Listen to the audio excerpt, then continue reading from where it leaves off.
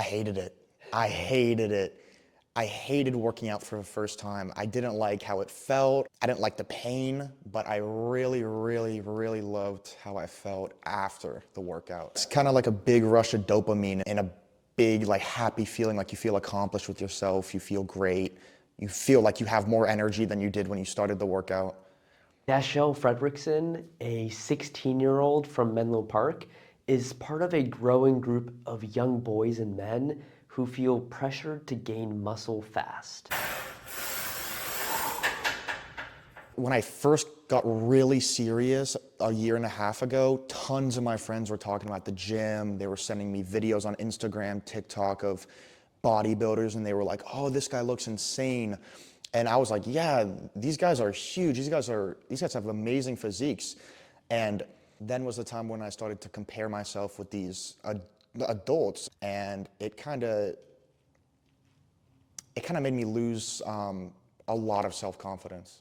Social media is a major driver of this pressure young men are facing, and experts like Dr. Jason Nagata, a clinician and researcher at the University of California, San Francisco, specializing in eating disorders, tells me that family and peers can also influence how teens perceive ideal body sizes. If you actually measure the muscles of like the current Batman, Superman action figures compared to those of the action figures like 30 years ago plus, the current action figures are more muscular in almost every muscle group than those from decades past.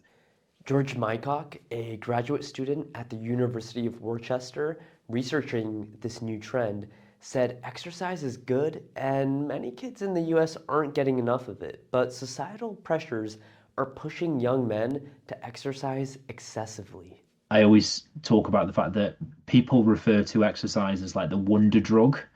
But what I often say is, like with every other drug, there's a tab that talks about side effects and addiction issues. That addiction consumed Mycock in his youth, and by his early 20s, he had become fixated on working out, weighing every meal, forcing himself to vomit, and even spiraling into suicidal thoughts. All the training he was doing in the gym, it wasn't enough, and his body never looked perfect to him. Nagata calls this muscle dysmorphia, also known as bigorexia. It's a disorder, he said, is affecting more young men each year. It occurs when someone is preoccupied or even obsessed with the idea that they don't have enough muscularity. In many cases, an individual's build is actually normal or even objectively muscular. In contrast with other eating disorders like anorexia, where patients restrict their food intake out of a fear of gaining weight, appearing visibly thin, bigorexia can be a silent disorder. I think one thing that I will note is that it's really hard to tell if someone has muscle dysmorphia or an eating disorder just by looking at them, just because it can affect people of all body sizes and shapes. And part of the disorder is really one's own self-perception of your body, regardless of how objectively you look. And so there may be people who are, yeah, from a range of body sizes and weights and shapes who experience muscle dysmorphia. So you can't really tell just by looking at someone. And because eating disorders have historically been associated with women, Nagata said bigorexia isn't on the minds of most pediatricians. I think for many people, the fact that boys and men have body image pressures is like completely not on their radar.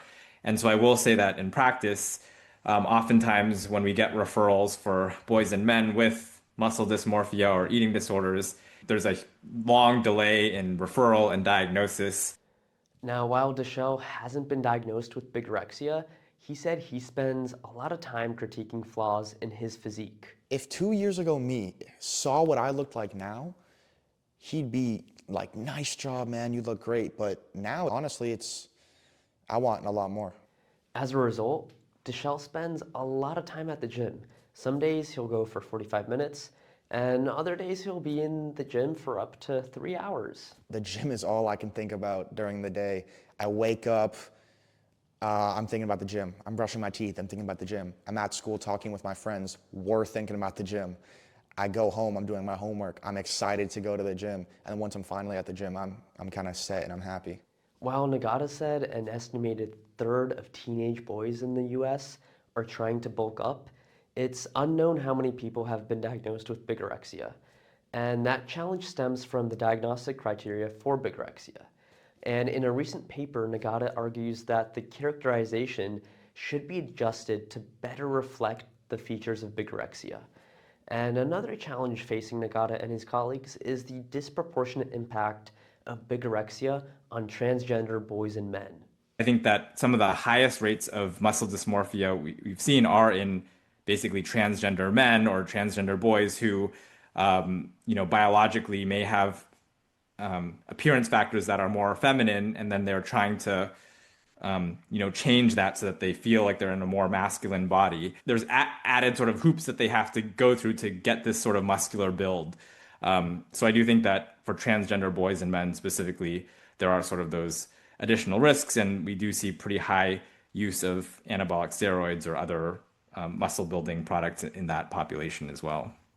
Despite the existing challenges in the field, evidence-based guidelines exist, and Nagata encourages parents to seek out multidisciplinary care teams. Unfortunately, these conditions can lead to very serious life-threatening consequences, and so it's important to get professional help from a medical, mental health, and nutrition provider.